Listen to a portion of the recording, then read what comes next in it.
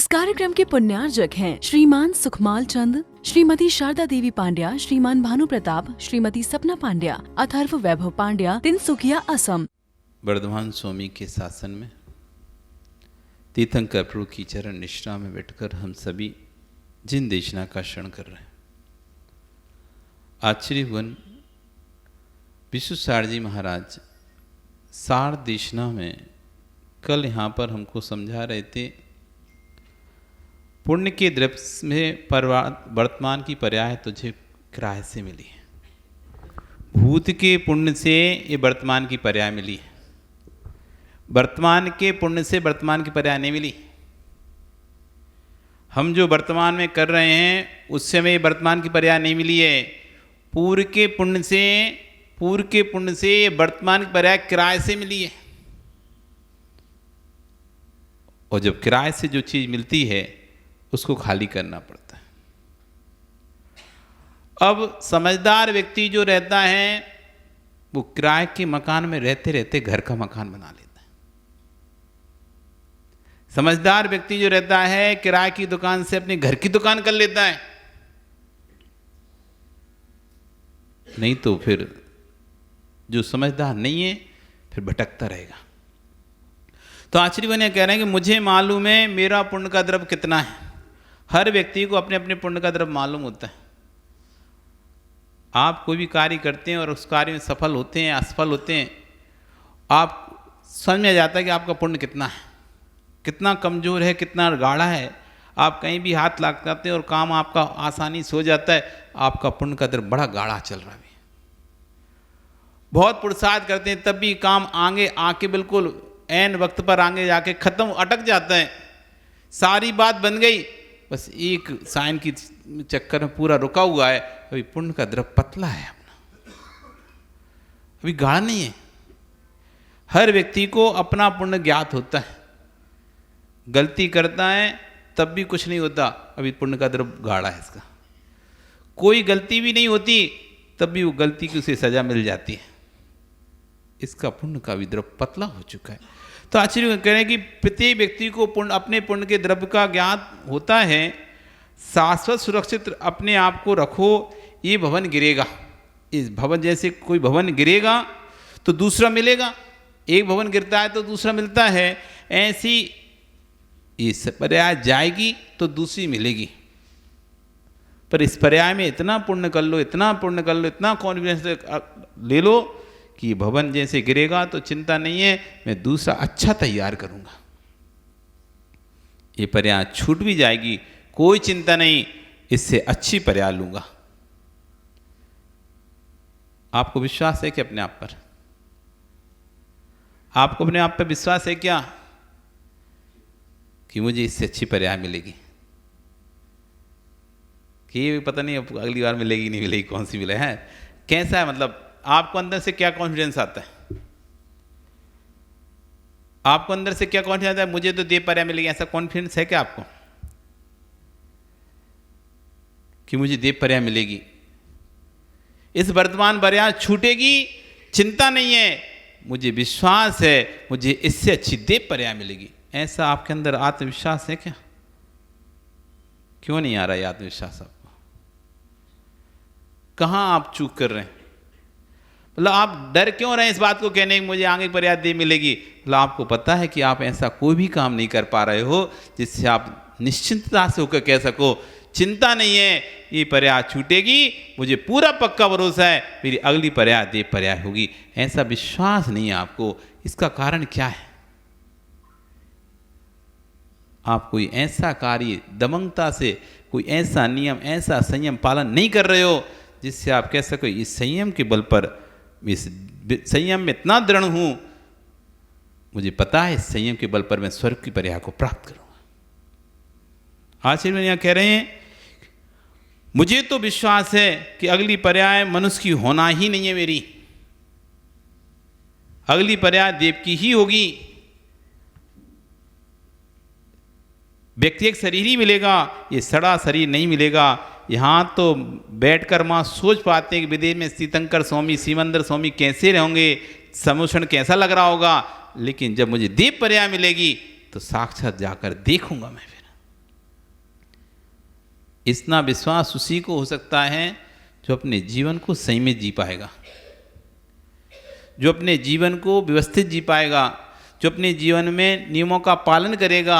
ऐसा व्यक्ति ही इतने विश्वास से कह पाएगा मुझे पूरा विश्वास है अगली पर्याय मेरी देव की ही होगी। क्योंकि कल हमने आपको बताया था 4 पॉइंट हमने देखे थे।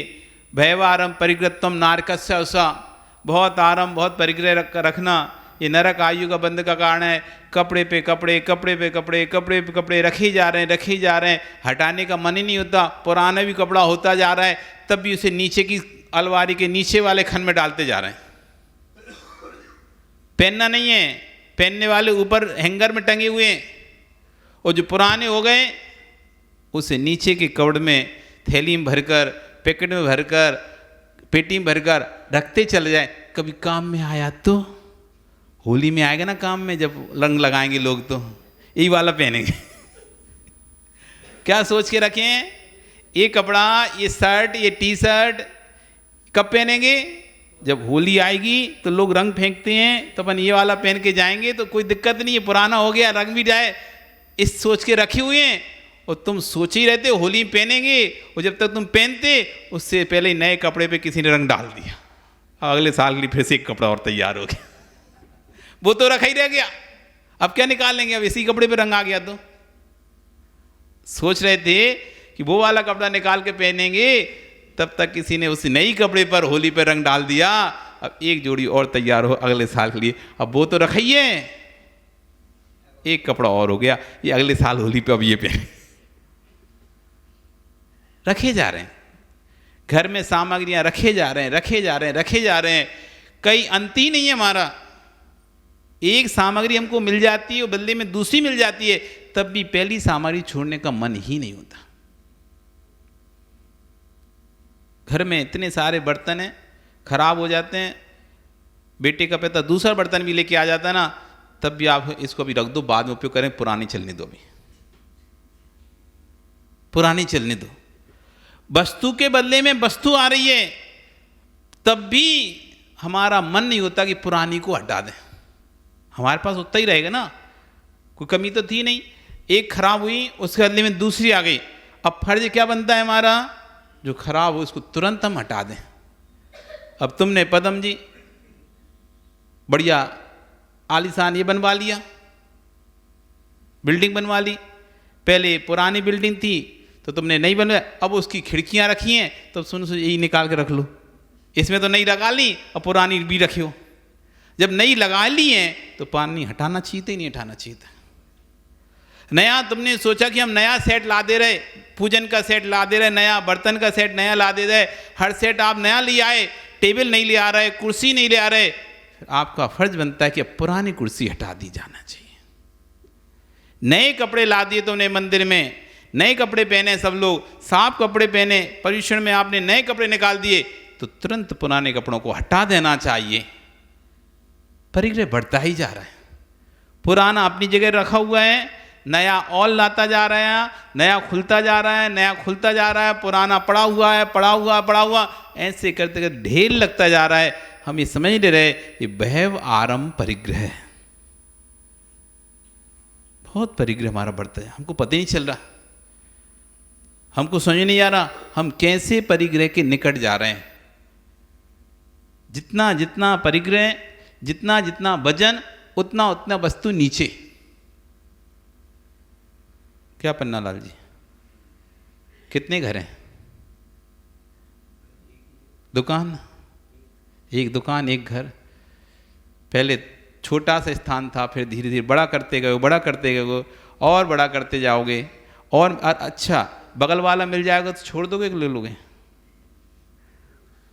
हैं? ले लेंगे ना, मिलेगा तो मना कर देंगे उसको, नहीं चाहिए हैं, इतने में चल रहा है ना, अभी मिल नहीं रहा ना इसलिए चल रहा है। जिस दिन पता चल जाए, पड़ोसी हुलास जी आए क्या, हुलास जी बेच रहे हैं अपनी गोडाउन, एड़ी चोटी का जोड़ लगा दोगे, मिल जाए तो 100 हो जाएगा, 100 हो जाएगा। अभी हमको लगता है कि जरूरत नहीं है, लेकिन जैसे ही हमें कोई चीज़ मिलने की उम्मीद होती है तो पता चल जाता है ज़रूरत है कि नहीं हमें। सुसुप्त हमारा मन है, आपको लगता है कि हमारा तो बस हमारा घर ही परिग्रह है, बस और तो कोई परिग्रह का हमको दोष ही नहीं लग रहा है, लेकिन जगत में जितने भी घर हैं सबका परिग्रह का दोष आपको लग रहा है। हाँ, क्यों लग रहा है भाई हमारे को? इसलिए लग रहा है, आपको लगता है कि मुझे तो इस मकान से कोई मतलब ही नहीं है, लेकिन भैया जैसी उस मकान से संबंधित कोई बात होती है, पड़ोसी मकान, अपन लगता है हमारे पड़ोसी मकान से क्या करना है हमको, लेकिन जैसे ही पड़ोसी मकान के बिकने की बात होती है, एक मन अपने मन में आता है मैं खरीद लूँ इसे, ये मुझे मिल जाए। अभी तो राग था ही नहीं, अचानक बात चढ़ी तो हमारा भी राग हो गया। यदि हमारे बजट में रहेगा, मेरे बजट में रहेगा तो इसको मैं खरीद लूँगा।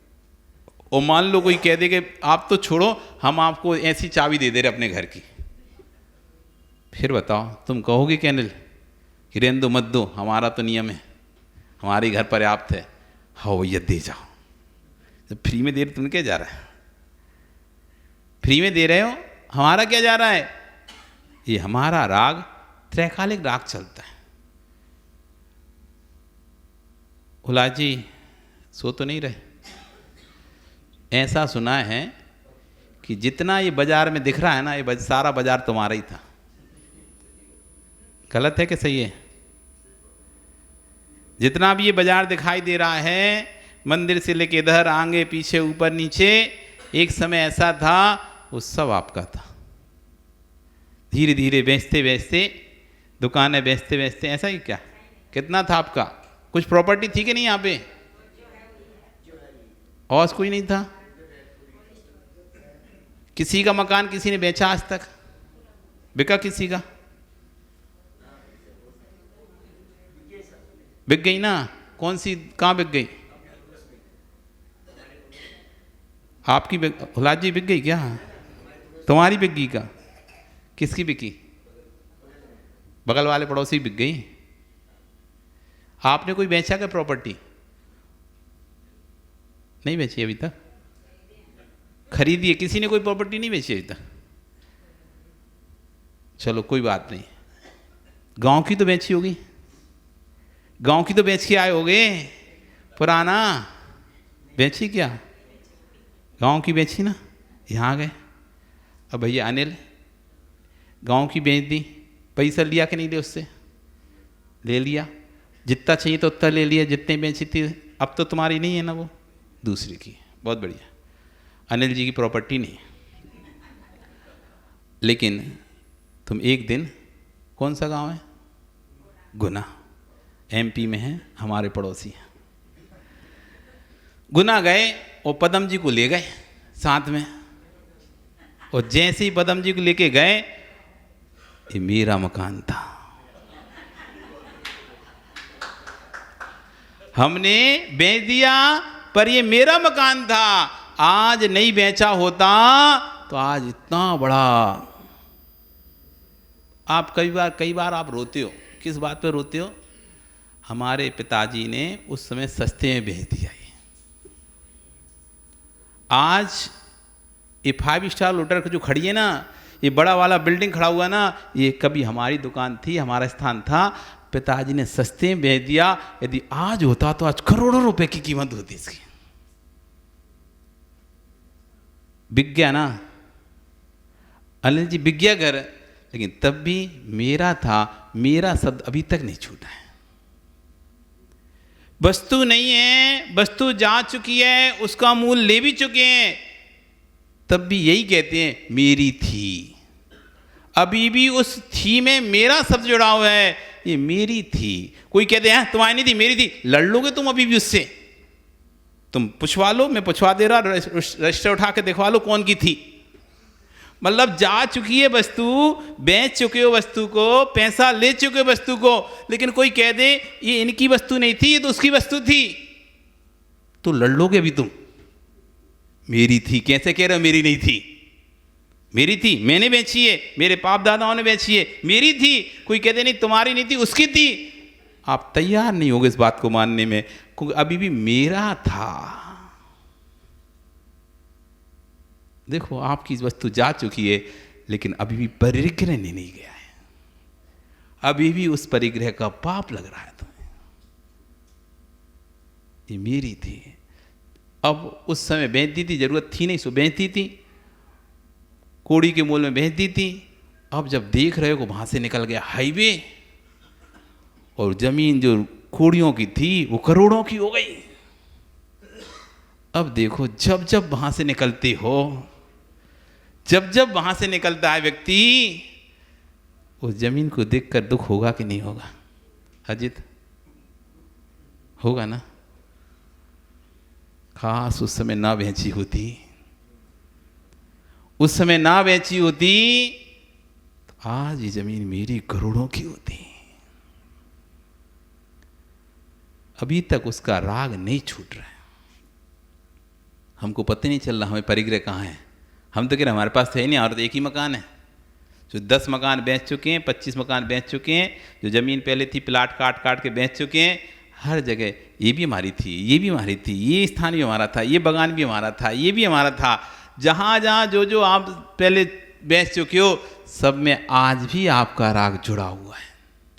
कोई वस्तु आप बेचते हो, बेचने के बाद कभी ये नहीं बोलते ये मेरी नहीं थी, हर बार यही बोलोगे ये मेरी ही थी, मुझसे ही ली थी। कोई प्रशंसा और कर दे उस वस्तु की, फिर तो आप और पुरजोरता से कहोगे ये मेरी थी भैया, तो पता नहीं मैंने बेची, मेरी थी। एक बार एक पार्टी में 2 दोस्तों को जाना था। अब दोस्त के पास, उसके पास कपड़े नहीं थे, तो दूसरे दोस्त से कहता है कि तुम्हारा कोई कोट वगैरह कुछ दे दो, सूट, तो मैं पार्टी में चलूँगा तुम्हारे साथ। तो वो कहता है यार नया सूट क्यों दूँ, मेरा इतनी पैसे से मैंने ख़रीदा है, नया सूट मैं तो नहीं देता। तो फिर उसने कहा अरे तुम दे दो, मैं तुम वापस कर दूंगा। फिर उसने सोचा, दिमाग लगाया, एक सूट जो कि मैंने 10 साल से पहना नहीं है, 10-15 साल से पहना नहीं है, और मैं वैसे ही उसे देने वाला था किसी को, वो ही दे देता हूँ, नाम भी हो जाएगा और अपना काम भी हो जाएगा, मतलब वो भी सूट भी चला जाएगा। अब भैया उसने पहन लिया, दे दिया उसको।